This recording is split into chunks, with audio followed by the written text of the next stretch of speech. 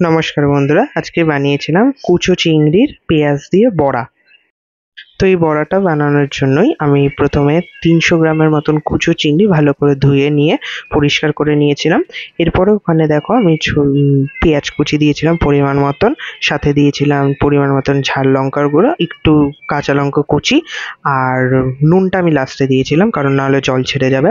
আর দিয়েছিলাম পরিমাণ মতো চিনি, জিরের গুঁড়ো আর হলুদ গুঁড়ো। এবং এগুলো দিয়ে আমি সবকিছু দিয়ে ভালো করে বেসন দিয়ে মাখিয়ে নিয়েছিলাম। সমস্ত উপকরণ দিয়ে ভালো করে আমি মেখে নেব। নুনটা একদম লাস্টে অ্যাড করেছিলাম। এবার এগুলো মাখানো হয়ে গেলে ভালো করে কড়াইতে তেল গরম করে মিনিমাম সাইজ করে, তোমরা তোমাদের পছন্দ মতো সাইজ করে ভালো করে কটা করে ভেজে লো টু মিডিয়াম হিটে ভালো করে ভেজে নেব এবং ভালো করে লাল লাল করে ভেজে নিয়ে তুলে রাখবো। তাহলেই আমাদের তৈরি হচ্ছিল এই কুচো চিংড়ির বড়া।